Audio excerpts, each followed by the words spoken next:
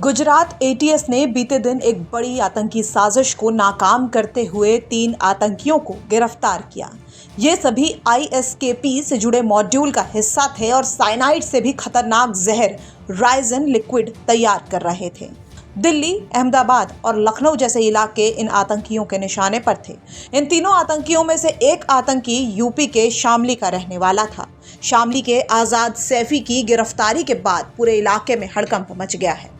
शामली के झिंझाना कस्बे के मोहल्ला शेखा मैदान सलारा निवासी युवक आजाद 2 साथियों के साथ आतंकी गतिविधियों में हथियारों के साथ पकड़ा गया है। इसके बाद जनपद की पुलिस और खुफिया विभाग अलर्ट हो गया और आजाद की जानकारी जुटाने में लग गया। जब इस पूरे मामले को लेकर आजाद सैफी के घर पहुंचकर जानकारी जुटाई गई तो चौंकाने वाले खुलासे सामने आए हैं। आजाद के बड़े भाई शहजाद और उसके पिता ने बताया है कि आजाद ने कुरान हाफिज कर रखी थी।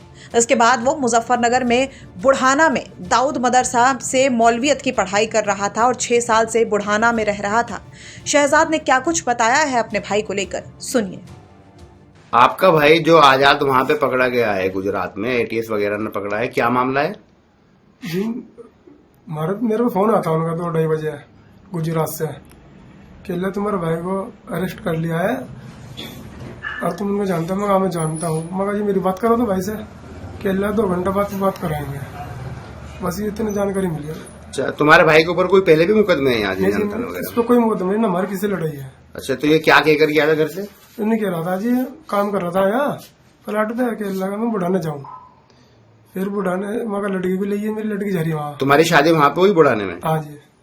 कितनी बड़ी बच्ची है? 10 साल की है जी वो। यहाँ पे कितने दिनों से था जाने में? उसे 3 महीने हो लिए बस। जमात में से आया, जमात में से आए उसे 1-1.5 महीना ही हुआ बस। 1-1.5 महीना। हाँ, तब से यही काम कर रहा था? हाँ यही था जी। क्या काम करता है? बस वो चिनाई का कर रहा था। तो शहजाद के मुताबिक ना तो उनकी किसी से लड़ाई है और ना ही उनके भाई पर पहले कोई मुकदमे थे। बहरहाल अब ये पूरा मामला सामने आने के बाद परिवार समेत इलाके में हड़कंप मचा हुआ है। तरह तरह की चर्चाएं इस पर हो रही हैं। पुलिस और खुफिया विभाग अब मामले पर और जानकारी जुटाने में लग गया है। क्या कुछ इस मामले पर और निकलकर सामने आता है, ये देखने वाली बात होगी। शामली से शरद मलिक की रिपोर्ट, यूपी तक।